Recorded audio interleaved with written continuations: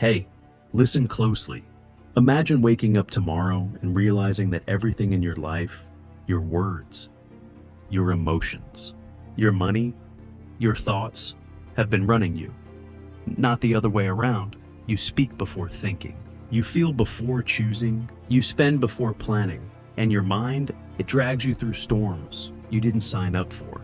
That's how most people live, not free, but ruled by impulse. Now imagine the opposite. Imagine you wake up and every word, every emotion, every decision bends to your will. No chaos, no loss of control, just quiet, unshakable strength. Sounds like fantasy. 2,000 years ago, a man born into slavery proved it wasn't. His name was Epictetus, and he discovered a kind of freedom that no master could take. Not freedom of movement, but freedom of mind. The kind that no one can buy and no one can steal. Epictetus had chains on his wrists, but not on his thoughts. He couldn't choose his master, his food, or his shelter, but he could choose his response. And that single truth made him more powerful than the men who owned him. He realized something we've forgotten. You can lose everything and still never be a slave if you own your reactions. That's the battle you face today, not against other people, but against your own impulses. You get angry, you gossip, you spend recklessly, you scroll endlessly, and you call it normal. It's not normal. It's mental slavery. Every time you react instead of respond, you hand over your freedom. Every time you say, "That's just how I am," you chain yourself tighter.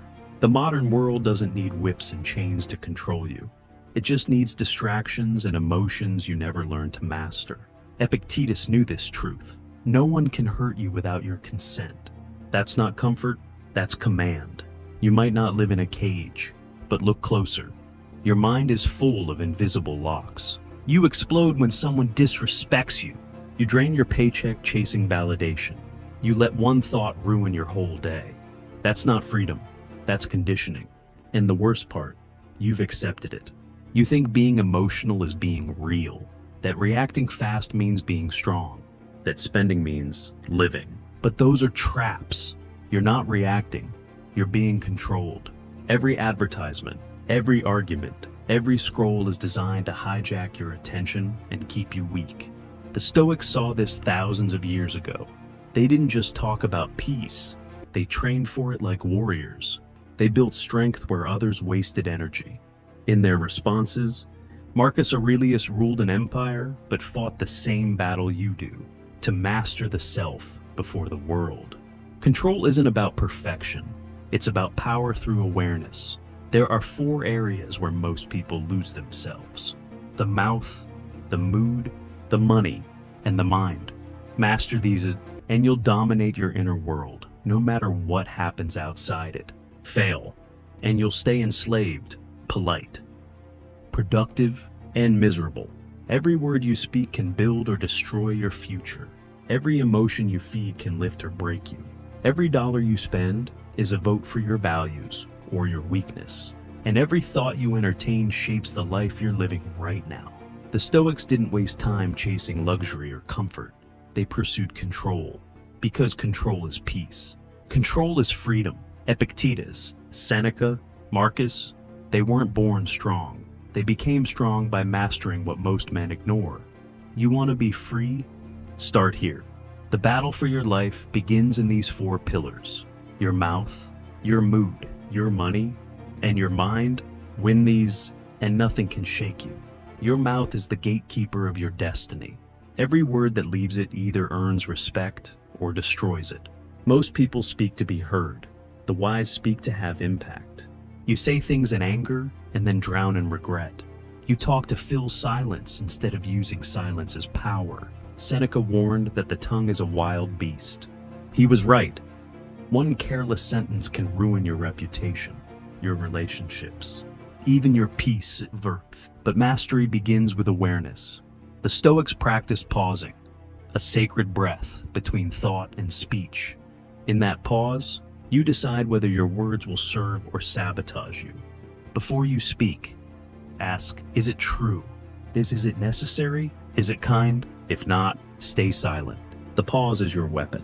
Because in a world of noise, silence is dominance. Every word you release should serve a purpose. Speak less, mean more, control your mouth, and you start controlling your life. You think silence is weakness because you've been trained to fear stillness. But silence is a weapon in the hands of the disciplined. It's what separates the wise from the impulsive, the powerful from the loud. When you pause before you speak, you don't suppress emotion, you command it. You take the raw chaos inside and forge it into clarity. Every second you hold back gives you dominance over yourself. The Stoics knew that once words are released, they can't be recalled like arrows. They either strike truth or wound your own integrity. Mastering your mouth isn't just about avoiding harm. It's about using language as a tool of leadership. When you speak with restraint, people lean in. When you choose your words with purpose, you become magnetic. Restraint isn't weakness. It's control disguised as calm. Remember this. Power doesn't always shout. Sometimes it just stays quiet long enough to be respected. Every word you speak carries energy. It either builds your strength or drains it. The undisciplined use language like a weapon against themselves. They gossip, they complain, they curse their own potential with sentences like, "I can't, I'm tired, I'm not enough." You become what you repeatedly say. The Stoics understood this deeply. That speech is self-programming. When you speak words of discipline, gratitude, and truth, you train your mind to operate from power, not fear. But when your tongue runs wild, your mind follows. Each careless statement strengthens weakness.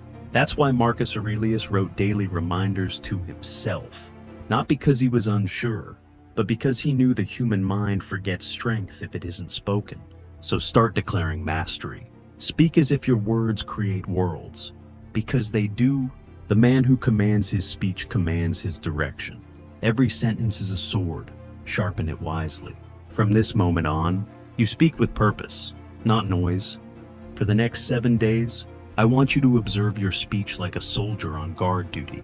Every time you open your mouth, pause for 3 breaths. First breath. Recognize what you feel. Second breath. Consider what the other person might feel. Third breath. Choose the words that build, not break. That's the Stoic way. Power through presence. You'll notice something incredible happen. People will start listening differently. They'll sense your control. Your words will hit deeper because they're not emotional reflexes. They're deliberate strikes. This isn't manipulation, it's mastery. The disciplined voice becomes a beacon of respect in a world full of noise. Remember, leadership begins in language. Every controlled sentence strengthens your reputation. Every kept promise builds self-trust. Speak less, mean more, and let your silence carry authority louder than your voice ever could. Your emotions are storms, but you are not the storm. You are the sky behind it. Constant, vast, untouched. The average person doesn't know this. They wake up happy, and one text ruins their day. They feel powerful in the morning, and one insult destroys it. That's not living. That's emotional slavery. The Stoics taught that emotion isn't the enemy. The lack of control is. Between what happens and how you react, there is a gap, and inside that gap lives your power. Viktor Frankl called it the space between stimulus and response. The Stoics called it discipline of desire. You can't control what happens, but you can always control your internal weather. Anger, sadness, fear, they're signals, not dictators. The weak obey them. The strong observe them. You want peace? Stop being owned by every passing mood. Learn to feel everything, but be mastered by nothing. Every time something triggers you, you're standing at a fork in the road. One path is reaction, fast, emotional, destructive. The other is response, calm, strategic, powerful. Most people sprint down the first path without even realizing it. They call it being honest or just expressing themselves. But in truth, they're bleeding discipline all over the floor. The Stoic knows better. He pauses. He breathes. He steps into that sacred space between impulse and action. And in that moment, he becomes untouchable, because whoever controls their emotions controls the room. Marcus Aurelius wrote, If you are distressed by anything external, it is not the thing itself, but your judgment of it. That's your battlefield, your interpretation. Master that, and the world loses its power over you. Control your reactions, and you stop living like prey. You become the predator of your own emotions, silent, focused, deliberate. You've been lied to. Society tells you that expressing your emotions is healthy, but uncontrolled expression is chaos disguised as truth. Anger unleashed destroys trust. Sadness indulged becomes identity. Fear entertained becomes habit. You think you're being real, but you're just being ruled. The Stoics didn't suppress emotion, they refined it. They turned raw energy into discipline. When you feel anger, use it to reveal what boundary was crossed.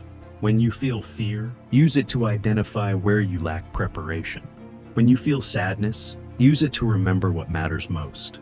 Emotions are information, not instruction. You don't obey them, you study them.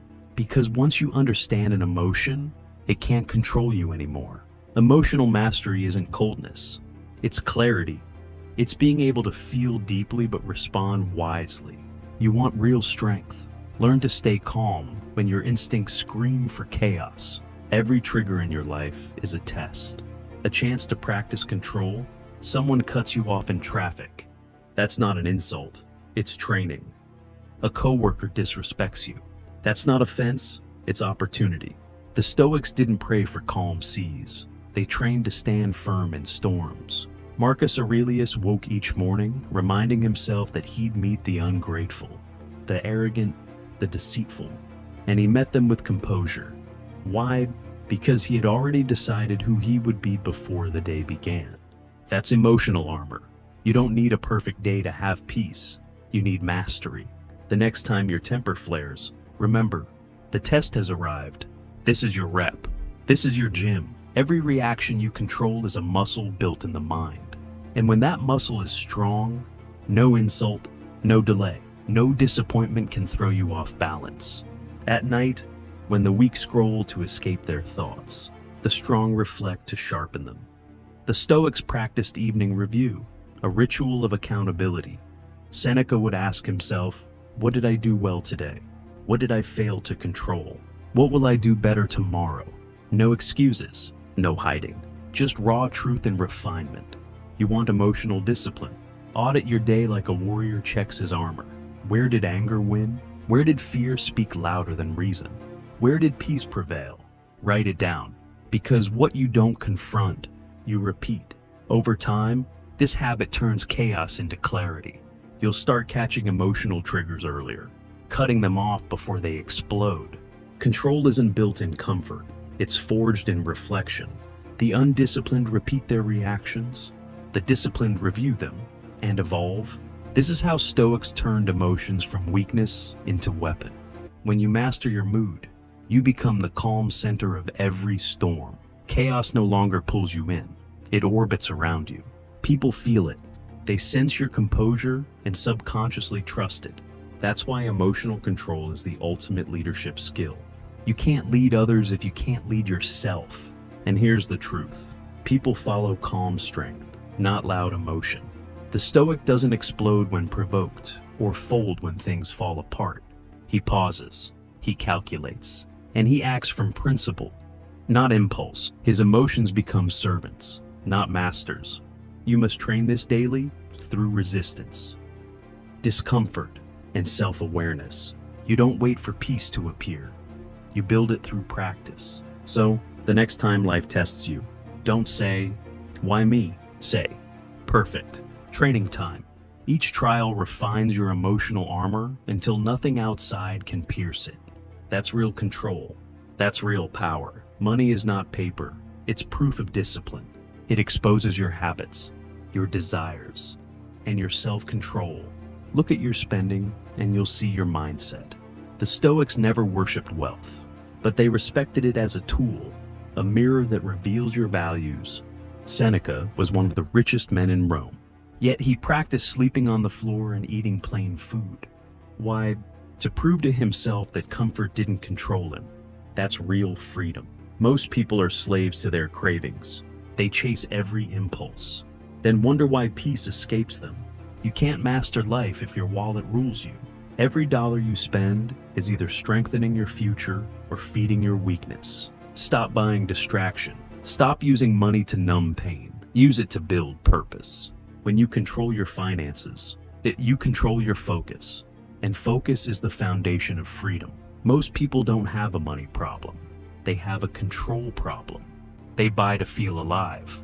They spend to escape boredom, loneliness, or fear. Every impulsive purchase is an emotional reaction disguised as rewarding yourself. You don't own that item. It owns a piece of your discipline. Seneca warned, "It is not the man who has too little, but the man who craves more, who is poor." You don't need more income. You need fewer cravings. Every time you spend without intention, you're trading future freedom for a few seconds of dopamine. That's not luxury. That's slavery. Your money should serve your purpose, not your pain. Before you buy, ask yourself, am I feeding my ego or my mission? One answer liberates you, the other traps you. The Stoic approach is simple. Use money. Don't be used by it. Because control isn't about deprivation. It's about direction. Here's a Stoic exercise that will change your relationship with money. Track not just what you spend, but why you spend. Create 3 columns: purchase, reason, emotion. After, you'll see patterns you didn't know existed. The things you buy to impress others, they'll leave you feeling empty. The things that align with your growth, books, tools, knowledge, they'll leave you fulfilled. Money reveals truth faster than words. When you're bored, you buy entertainment. When you're insecure, you buy status. When you're disciplined, you invest in yourself. That's how you turn currency into clarity. Seneca practiced voluntary discomfort, living simply to prove that luxury wasn't a need, just a choice. Do the same. Spend one weekend without indulgence. Eat plain food, wear old clothes, and sit with your thoughts.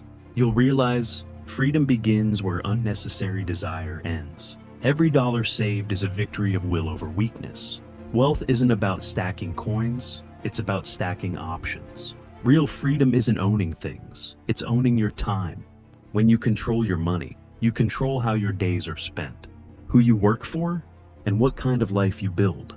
The Stoics saw money as a preferred indifference, useful, but never defining. It's better to have it than not, but only if it doesn't have you.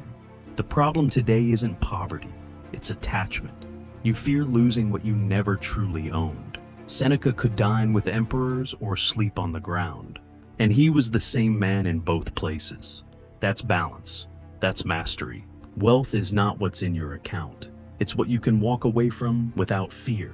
Every financial decision should serve your values, not your vanity. Stop chasing status. Start building stability. Money doesn't make the man. It reveals the discipline behind the mask. Every impulsive purchase is weakness disguised as pleasure. The strong delay. The weak indulge. That's the brutal truth. Stoic money mastery is not about being cheap. It's about being strategic. When you delay gratification, you strengthen the same mental muscle that guards your emotions and your focus. Each time you resist buying what you don't need, you train yourself to prioritize purpose over pleasure. That's why wealth and wisdom grow together. Both require restraint. The man who cannot wait will always work for the man who can. The Stoics practice self-denial, not to suffer, but to sharpen their will. Try this. When you want to buy something unnecessary, wait 72 hours. If the desire fades, you've exposed impulse. If it stays, it's probably value. This small act builds a habit that translates into every part of your life. The power to pause financially becomes the power to pause emotionally. Your financial habits are a reflection of your inner discipline. A man who can't control his wallet can't control his world. Money doesn't change you, it exposes you. Give a fool wealth and he multiplies chaos. Give a disciplined man the same and he multiplies peace. The Stoics measured prosperity not by possessions, but by restraint. Epictetus said, "Wealth consists not in having great possessions, but in having few wants. Every unnecessary desire weakens your foundation. When you crave constantly, you live in scarcity even when surrounded by abundance. True wealth is calm. It's knowing you can live well with less. It's the quiet confidence of a person who owns their needs instead of being owned by them. So, every time you reach for your card, ask, does this serve my strength or feed my weakness? Your answer will tell you exactly who's in charge, you or your cravings. The Stoics believed life was not about accumulation, but contribution. The modern world has twisted that truth. You've been trained to consume endlessly, to chase the next upgrade, the next dopamine hit, the next illusion of progress, but creation, not consumption, is what gives life meaning. When you use your time and money to create a skill, a business, a solution, value for others, you align with nature's design, growth through effort. Seneca taught that wealth gained without purpose corrupts the soul, but wealth created through service refines it. So stop asking, how can I get more? And start asking, how can I build more? Every hour spent consuming drains you. Every hour spent creating multiplies you. You don't need more money. You need more mastery. Turn your energy from distraction into production, and watch your confidence rise faster than your bank balance. Creation is control in motion. Freedom begins the moment you stop needing more to feel enough.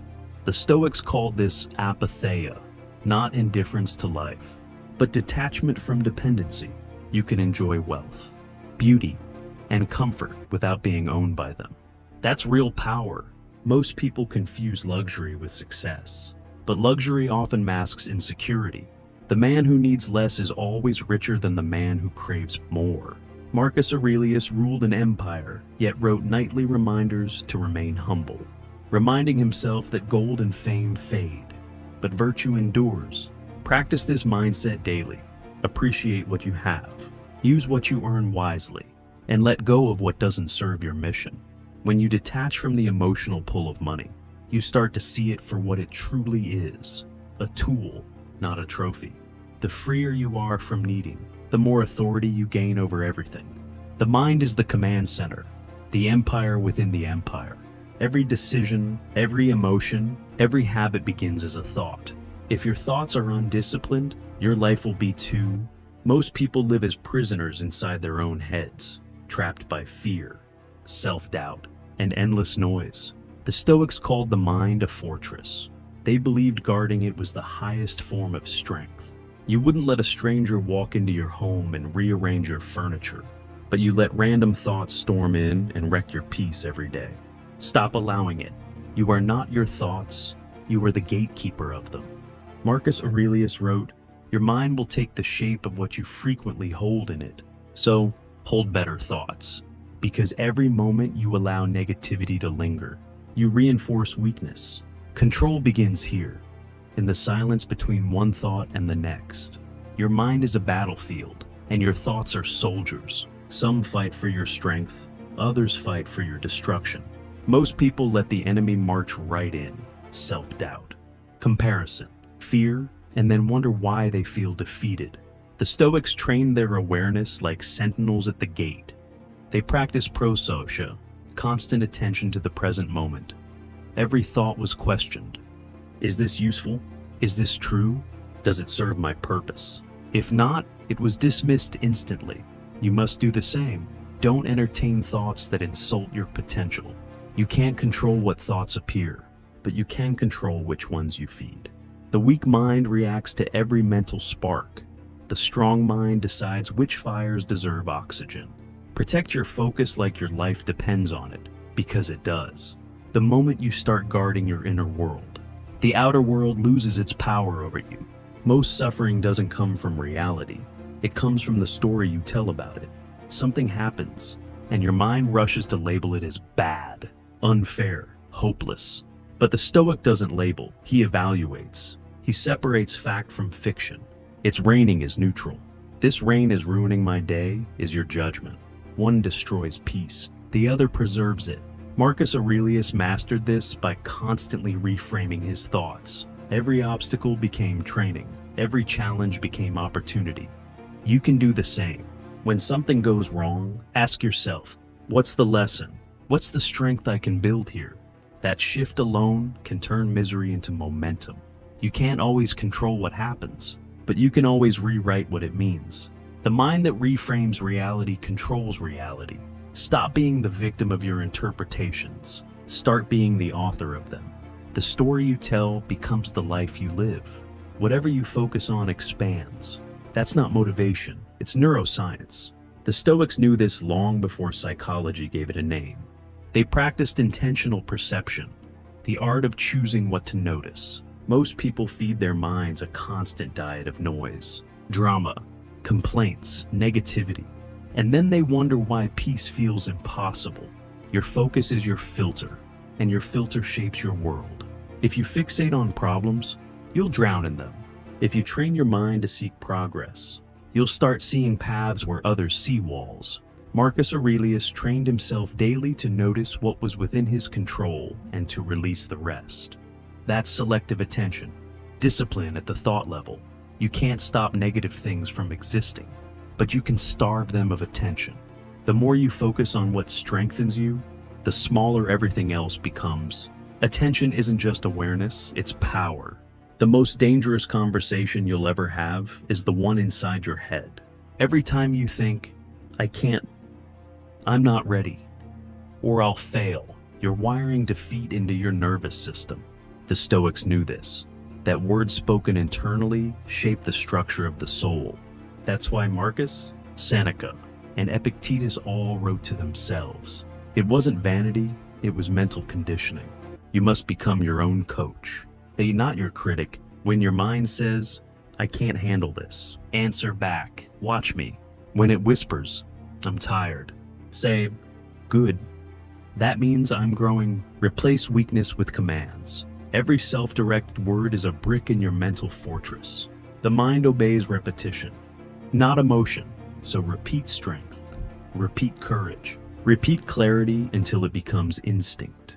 You can't control every thought that arrives, but you can dominate the ones that stay. Speak power, and your mind will follow. You can't think clearly if your mind is flooded with garbage. Every scroll, every headline, every argument leaves residue, clutter that fogs your focus. The Stoics practiced mental fasting just as seriously as physical discipline. They limited what they allowed into their minds because they knew input shapes outcome. Epictetus warned, if you wish to improve, be content to appear ignorant of things that do not concern you. That's not ignorance, that's intelligence. You don't need to know everything happening in the world. You need to know what's happening inside you. Each day, audit your mental diet. Ask yourself, what's feeding my strength? What's feeding my stress? Then cut the noise. The more silence you allow in, the louder your clarity becomes. Peace doesn't require a vacation. It requires filtration. Protect your mental space like sacred ground, because once your focus is clean, your power is unstoppable. A disciplined mind doesn't just think, it directs. Thoughts are soldiers waiting for orders, and most people let them wander without leadership. The Stoics treated thought like strategy. They didn't dwell on problems. They executed on principles. Marcus Aurelius didn't waste energy wondering why things happened. He focused on what to do next. That's what separates thinkers from warriors. Every thought should lead to a command. Do this, change that, let this go. If a thought doesn't serve action or growth, discard it. You're not here to overthink, you're here to overcome. Start using your mind like a weapon, not a mirror. It's not for reflecting chaos, it's for cutting through it. When you train your mind to think with direction, you stop drowning in possibility and start swimming in purpose. The Stoics didn't chase clarity. They created it through disciplined thought turned into decisive command. You can't erase a thought, you can only replace it. The Stoics mastered this truth long before psychology called it cognitive redirection. When a negative thought enters, don't fight it. Replace it with a stronger one. Fear says, what if I fail? You respond, then I'll learn faster. Doubt whispers, you're not ready. You answer, no one ever is. This is not delusion, it's discipline. You're choosing which thoughts deserve oxygen. The mind is a stage. You decide which voices get the spotlight. Marcus Aurelius wrote, the soul becomes dyed with the color of its thoughts. That means every repeated belief stains your identity. Stop rehearsing weakness. Stop entertaining fear. Replace mental noise with command, gratitude, or focus. At first, it'll feel forced. Good. That means you're rewiring. Keep going, thought by thought. You'll build a mind that obeys direction, not emotion. Your mind loves to time travel, replaying past regrets, rehearsing future fears. That's why most people feel powerless. They're never actually here. The Stoics called presence the gateway to strength. Marcus Aurelius wrote, "Confine yourself to the present." Why? Because this moment is the only battlefield you can fight on. The past is gone. The future is fog. Right now is command. Every time you return to the present, you reclaim control. Anxiety can't survive here because it feeds on imagination. Guilt can't rule here because it depends on memory. The disciplined mind stays where its power works, the now. So, when your thoughts spiral, stop. Look around. Breathe. Name what you can see, hear, feel. You've just pulled your power back from illusion into action. The more you live in the present, the more the world slows down, and your focus sharpens like a blade. Your mind is no different from your body. It strengthens through resistance. Every distraction you resist, every fear you confront, every disciplined thought you repeat is a rep in the gym of mastery. The problem is, most people never train. They let emotions lift the weight for them. They give in at the first sign of discomfort. The Stoics were mental athletes. They trained their perception daily. When pain came, they studied it. When failure came, they analyzed it. When anger rose, they controlled it. That's how they built unshakable composure. You can't build mental strength scrolling through comfort. You build it in silence, or in struggle. In solitude, the harder the moment, the heavier the weight, and the greater the gain. Every disciplined thought is a curl of the soul. Keep training, because one day, when chaos hits, your mind won't tremble, it will stand like stone. The greatest victory is ruling yourself, not your enemies, not your environment. You, the undisciplined man, is conquered by everything. By anger, by hunger, by distraction, by comfort. The Stoic is conquered by nothing. He feels emotions but doesn't serve them. He faces fear but doesn't obey it. That's inner command, the rarest and highest form of freedom. Marcus Aurelius governed millions, but his real empire was internal. That's why he could write, "You have power over your mind, not outside events. Realize this, and you will find strength." Read that again. That's the code of the unstoppable. You want to lead others? First, command yourself. You want peace? First, silence your impulses. You want control? Then earn it through daily self-discipline. No one can crown you master of your mind. You have to fight for that title every single day, through choice, through focus, through will. When you begin to master yourself, everything else shifts. The four pillars, mouth, mood, money, and mind, are not separate rooms. They're walls of the same fortress. Strengthen one, and the others rise with it. Control your words, and your emotions follow. Control your spending, and your focus sharpens. Control your thoughts, and your entire reality transforms. The Stoics called this sympathia, the interconnectedness of all things. Self-mastery is not an isolated pursuit. It's a chain reaction of order in a chaotic world. People around you will sense it. Your calm, your clarity, your certainty. You'll no longer need to announce your strength. It will radiate from your presence. And soon, life itself starts responding differently. Opportunities appear, respect deepens, and peace becomes your natural state. Because when you master your inner world, the outer world begins to organize itself around your discipline. Mastery doesn't happen in revelation. It happens in repetition. The Stoics didn't wait for motivation. They built habits that made strength automatic. One pause before you speak. One deep breath before you react. One decision to save instead of spend. One thought redirected from fear to focus. Each act is small, but together they build the foundation of an unshakable life. Most people quit because they mistake consistency for boredom. But the wise know, repetition is refinement. You don't rise once, you rise daily. Every moment of control compounds into power. 6 months of practice can turn chaos into clarity, doubt into discipline, fear into force. The Stoics lived this truth.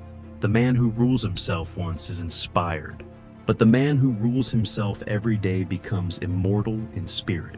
Keep showing up. Your habits are the soldiers building your empire of control. Weak people ask, "Why is this happening to me?"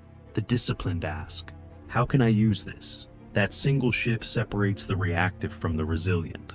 Life doesn't owe you comfort. It offers you training. Every difficulty is a doorway to mastery if you choose to walk through it. The Stoics didn't run from hardship. They rehearsed it in their minds. Premeditatio malorum, the practice of imagining challenges before they arrive. Why? Because preparedness kills panic when trouble comes. The untrained break. The Stoic simply nods, I was expecting you." He uses pain as resistance, frustration as fuel, and failure as feedback. That's the practitioner's mindset. Everything serves growth. Every insult, every loss, every delay becomes a rep in strength. Stop asking life for ease. Ask for endurance. You don't need a lighter load. You need a stronger back.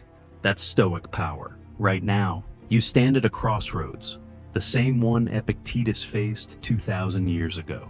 On one side, reaction, comfort, distraction, the path of the many. On the other, responsibility, discipline, and sovereignty, the path of the few. One path feels easy today but costs you tomorrow. The other feels hard today but pays you forever. Freedom isn't gifted, it's forged through self-control. The Stoics didn't escape pain, they mastered it. They didn't demand the world change, they demanded they evolve. That's your choice now.